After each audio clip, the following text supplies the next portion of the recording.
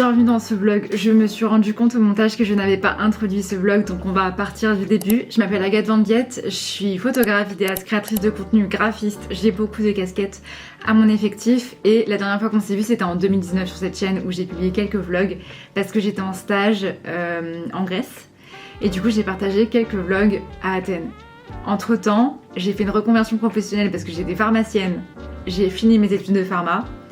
Et j'ai tout plaqué pour devenir photographe vidéaste et j'ai décidé cette année de documenter ma vie, donc c'est parti. Première chose aussi que je n'ai pas précisé, j'ai repris la course à pied après 6 ans aussi d'arrêt. C'est un peu la reprise de plein de choses parce que cette année j'ai été désignée comme ambassadrice du 10 km UNICEF qui a lieu ce dimanche le 2 mars. Et du coup donc je documente ma reprise du running, ma reprise de la mobilité pour essayer de ne pas me blesser. Donc voilà, ça c'est les infos manquantes que je n'avais pas mises dans les vidéos précédentes. On est dimanche et j'ai décidé de vlogger alors que ça fait vraiment 1000 ans que je n'ai pas vlogué. J'ai décidé d'aller à un cours de mobilité parce que j'ai repris la course à pied et que mes muscles tirent et je sens que là il faut faire quelque chose. Du coup il y a un cours de mobilité à la salle de sport à 13h30 donc je vais y aller. Je pense que ma dernière course elle remonte de 2021 et j'ai pas couru sérieusement pour préparer une course depuis 2021 donc c'est un peu compliqué. Mais je fais ça de manière assez intelligente et j'essaie de pas me blesser donc ça devrait y aller. Et là du coup la mobilité... c'est vraiment pour essayer de prévenir les blessures, sachant que je me suis déjà blessée en 2019 et franchement je veux pas revenir là-dessus. Du coup j'ai testé de faire un cours de mobilité à Néounès, donc avec un prof, sachant que j'avais pas fait de mobilité depuis très longtemps et depuis j'essaie d'en faire une fois par semaine avec une application ou sur YouTube. Du coup c'est vraiment une journée dans un dimanche classique où il se passe pas grand chose en vrai. Mais du coup je prends un peu le temps de faire des choses qui me détendent l'esprit, sachant que j'ai une semaine vraiment chargée. Du coup j'essaie de recharger au maximum les batteries ce week-end pour être d'attaque pour la semaine. Je suis en train d'écrire tellement de choses sur ce carnet. J'ai eu une idée, parce que j'essaie de créer du contenu assez régulièrement et d'avoir des idées un peu originales. Et là ce que j'aimerais faire c'est du batch content, c'est-à-dire filmer en une fois plusieurs vidéos pour que ce soit plus efficace. Et du coup là je sais pas, j'ai été hyper inspirée par rapport à démarrer une nouvelle série sur de la création de contenu. Du coup, je gratte toute ma vie. J'étais aussi en train de travailler sur une affiche pour un humoriste. L'affiche est sortie, du coup, je peux vous en parler et montrer un peu les backstage. Donc, en fait, on avait fait le shooting photo à mon retour de voyage. Et là, j'avais la partie graphisme à faire. Et j'ai dû me former pour apprendre à faire de nouvelles choses sur YouTube. Et l'affiche est enfin sortie. Du coup, vous pouvez aller voir Antonin en spectacle si vous voulez au théâtre Le Beau Paris à République. Là, je vous le montre vraiment très vite fait. Mais donc, il y a le shooting photo. Ensuite, il y a la partie graphisme. On a réfléchi en amont avec l'artiste. Et après, il y a des allers-retours entre l'artiste, la prod et moi pour les modifications. Du coup mon petit set est vraiment très minimaliste mais je vais apprendre à faire ce tuto là. Il y a vraiment n'importe quoi sur cette table. Je me suis fait un petit café pour me donner du courage. Est-ce que c'est pas la tasse la plus mignonne? Salut à tous, Samuel Corrier. Dans cette vidéo, je vais vous montrer comment faire un effet de chrome avec Photoshop. Alors c'est un effet, ça change pas grand chose. C'est trop intéressant. Je peux ajouter l'accusation de ce motif. Franchement j'ai d'être ça. Peut-être l'opacité. J'ai envoyé 4 versions d'affiches aux clients et à la prod. Du coup là j'attends les retours pour savoir s'il y a des modifications à faire et je pense qu'il y aura des modifications à faire parce que la personne est assez indécise donc ça prend un peu de temps. Et du coup en attendant j'essaye de me former sur YouTube à d'autres skills parce que je trouve que c'est toujours hyper important de continuer de se former parce qu'on n'est jamais à la totalité de nos connaissances et moi ça me permet de progresser et de rester dans une bonne dynamique en fait. Et en fait sur YouTube il y a tellement de choses à apprendre aujourd'hui que c'est trop facile quoi. Au niveau du programme, j'ai des photos à retoucher que je dois retoucher depuis je pense un mois. Mais vu que j'étais en voyage, j'ai pas pu le faire avant. Du coup j'ai ça à faire et aujourd'hui il fait très très beau. Ce qui est assez rare à Paris. Du coup je pense qu'on va aller au parc en fin de journée ou sur les quais et j'aimerais lire, en ce moment je suis en train de lire un bouquin en anglais qui s'appelle The Obstacle is the Way. Pourquoi je le lis en anglais? C'est une très bonne question. Je sais même pas pourquoi je l'ai acheté en anglais. En français, c'est l'obstacle et le chemin, donc la traduction est quand même assez fiable. Mais je sais pas, je pense que je rentrais de voyage comme là, et là j'ai racheté un livre en anglais. À la fois, je trouve ça cool pour maintenir un niveau d'éveil en anglais, sachant qu'à chaque fois que je pars en voyage, je trouve que mon cerveau met trop de temps à se remettre dans le mood. Du coup, là, le fait de lire de l'anglais, j'ai pas l'impression que je progresse, mais j'oublie pas. Donc je pense que l'un dans l'autre, c'est ok. Et j'ai repris la lecture grâce à la chaîne YouTube de Charlie Head. Franchement, en plus j'ai découvert sa chaîne du coup avant que je le rencontre, mais vraiment très peu de temps avant que je le rencontre. Et il y a une vidéo sur lire plus souvent et ça a vraiment genre changé mes habitudes. Et du coup depuis là j'en suis c'est mon 3e livre de l'année, on est mi-février. Donc franchement, pas mal. C'est fini, j'ai livré les photos, donc ça c'est une bonne chose de fait parce que je devais les livrer depuis déjà beaucoup trop longtemps. Et je vais prendre l'air parce que je ne suis pas sortie de la journée mis à part ce matin. Et voilà.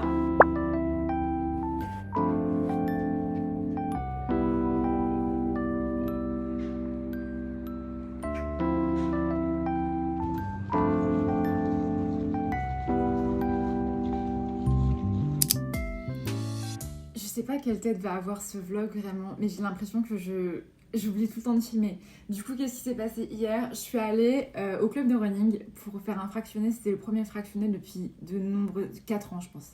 Nombreuses années. C'était 10 fois 350 parce que la piste faisait 350 mètres et c'était trop bien. Donc je suis un peu plus rapide maintenant. Qu'est-ce qu'on fait aujourd'hui? On fait le montage vidéo pour une cliente. J'attends des retours sur la fiche de spectacle que j'ai envoyée hier.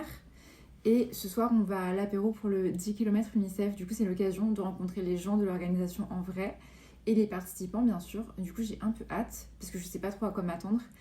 Et je suis trop contente parce que finalement, grâce à cette opportunité d'avoir été ambassadrice du 10 km, j'ai pu vraiment réintégrer le running dans ma routine sportive et ça me fait vraiment du bien. Ça a coupé. Je disais que je me sentais beaucoup mieux dans ma tête, surtout parce qu'au niveau du corps, oui, je pense, mais je faisais déjà du sport, donc je pense que je le ressens quand même parce que je fais beaucoup plus de cardio qu'avant, mais c'est surtout dans ma tête, je me sens beaucoup mieux et je pense que un esprit sain dans un corps sain, c'est pas qu'une phrase, hein. Mais vraiment, je suis trop contente d'avoir fait ça. J'ai hâte de voir ce que ça va donner le 2 mars, sachant que je n'ai aucun objectif, seulement de le finir, sachant que ça me met déjà assez la pression et c'est pour une bonne cause. Donc en soi, il n'y a que ça qui est important. Et voilà, peut-être que je m'inscrirai à une prochaine course, qui sait, on verra. Cet homme est ingénieur, regardez ce qu'il a fait. En gros, c'est le déroulé de mes blagues. Tu as par grand thème, plus le détail. Et en fait, j'essaie de compter le nombre de minutes de chaque catégorie pour savoir où j'en suis à peu près, tu vois. Et donc là, je suis en train de faire le compte de tous mes thèmes.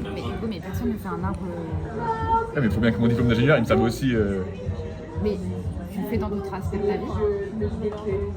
En vrai, non, c'est beaucoup pour le stand-up. Regarde, si tu veux, regarde l'autre onglet. Oh ouais, my god, mais quoi? Et tu vois, chaque truc là, c'est que des trucs, des réflexions de texte et tout. C'est un peu...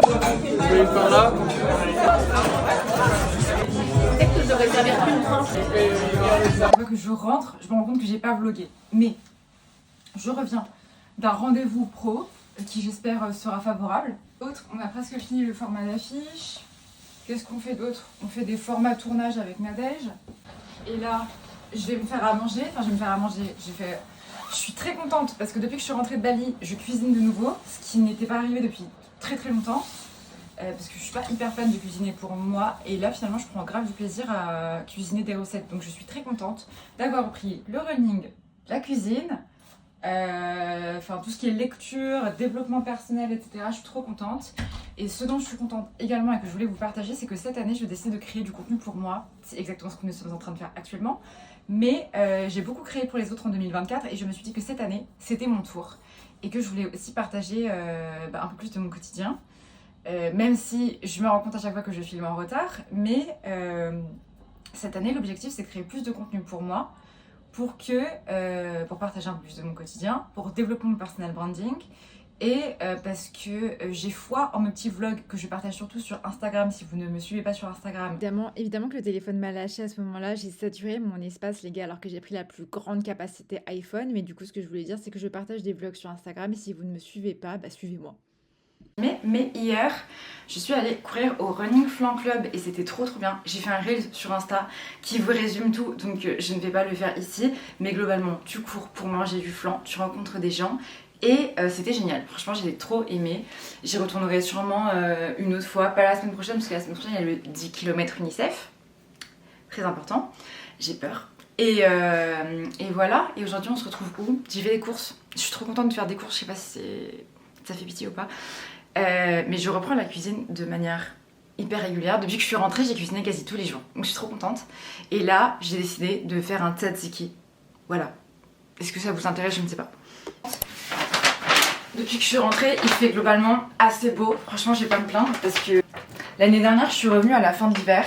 Et cette année, je suis revenue...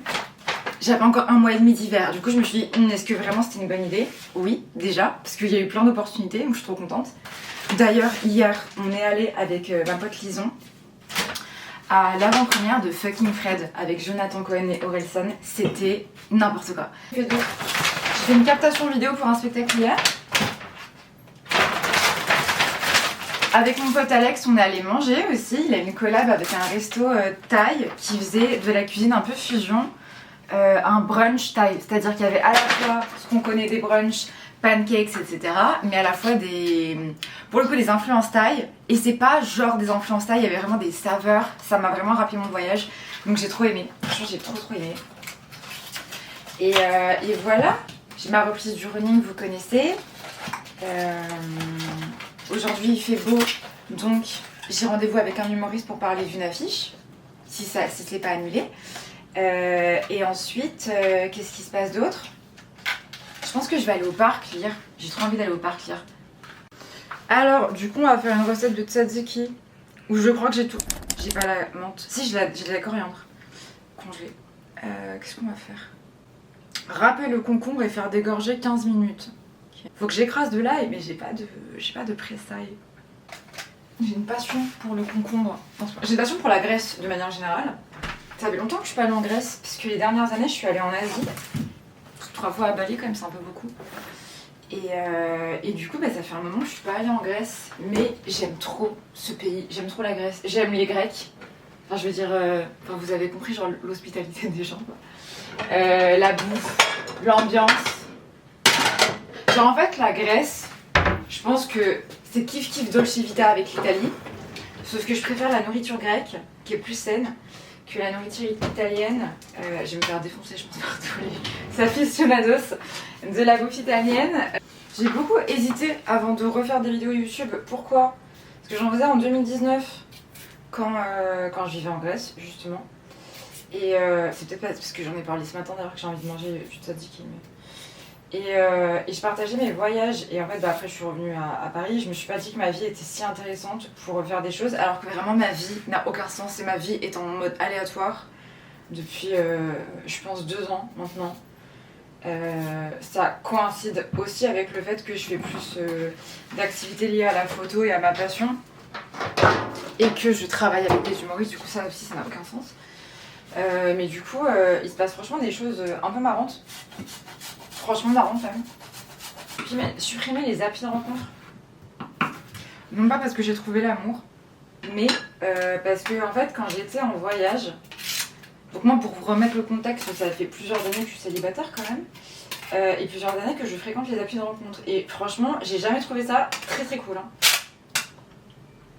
Mais je me dis que quand on a un emploi du temps chargé et qu'on n'a pas forcément l'occasion de rencontrer des gens en vrai, ce qui n'est pas du tout mon cas pour le coup, et c'est pas mal, mais au final en fait moi je rencontre énormément de gens dans la vie. Bon après je travaille la plupart du temps avec ces gens, donc j'essaie de pas mélanger les deux, mais je trouve que les rencontres en vrai, enfin je ne m'apprends rien à personne, les rencontres en vrai sont beaucoup plus qualitatives que les rencontres en ligne, et surtout je trouve, enfin je me suis fait insulter déjà.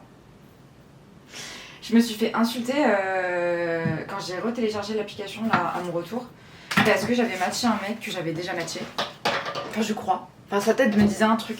Mais on s'était pas parlé sérieusement ni rien. Et du coup le mec me dit ah je connais ta tête, et je lui dis oui la tienne elle me dit un truc aussi. Et il m'a dit ouais on a parlé et après je t'ai laissé en vue. Moi je n'ai aucun souvenir de cette conversation parce que je pense que ça m'a pas marqué non plus. Et du coup je lui dis bah c'est possible que je t'ai laissé en vue parce que je supprime souvent l'application, ce qui est vrai. Parce que je trouve que c'est vraiment pourri que les applications de rencontre.